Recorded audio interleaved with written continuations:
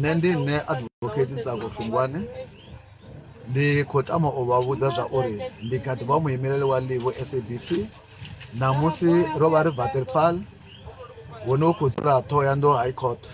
Zwe zwa itea namusi ndo vha ndi na case tharu, ndi uri ndi tshi swika haningei ro thoma ra dzhena kha dzi judge ra kona u wana dzi date dza case hedzi tharu u katela na yeneyo ya Livho SABC. Zwino hezwi ya Livho SABC yi tshi yo dzhena nga haningei ndo vha ndi tshi khou ḓi rimanda heyi miṅwe mulandu heyi mivhili. Zwino ndi khou nyaga u khakhulula vhathu uri na a thi ngo bva kha case ya SABC Livho, ndi tshe hone nga vhuḓalo. Muthu o no vhudzaho uri ndo bva khayo u khou zwifha, ndi muzwifhi muhulwane. Tsha vhuvhili, SABC hani kolodi 50 rand. Tsha vhuraru, SABC u khou mbadela zwavhuḓi, hani kolodi na sente.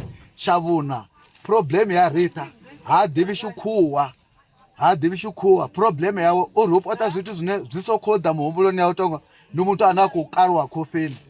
Hoyu muthu ha ḓivhi tshikhuwa.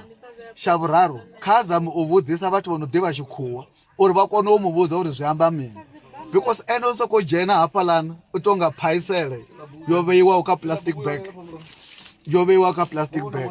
Zwino hoyu muthu u vha a tshi khou khakhisa lushaka no to luxedza ngauri u khou ripota zwithu zwine u vha a tshi khou ḓi zwifhela. Rita ndi muzwifhi, ha ḓivhi tshithu hoyu Rita. Kha vhudze vhathu kana u vha vhudzisa, vha mu vhudza zwithu zwa ngoho. Ndi bva hani kha case, because muthu a tshi bva kha case u thoma a dzhena khoto. Khoto ya kona u vhudzisa musi lawyer ono amba uri na ndi khou ḓibvisa kha mulandu, ya ri mulandu ndi mini vha tshi khou bva, a kona u fha mbono dzawo uri u khou bva kha mulandu ngauri ho itea 1 2 3. Zwino hezwi zwithu a zwi ngo itea. Sa musi i tshi khou vhudzisa yi dovha futhi ya vhudzisa na muhumbulelo uri ramulayo wanu uri u khou bva kha case ndi zwone na, holani a kona u tenda uri kana hayi. Zwino hezwi zwithu a zwi ngo itea.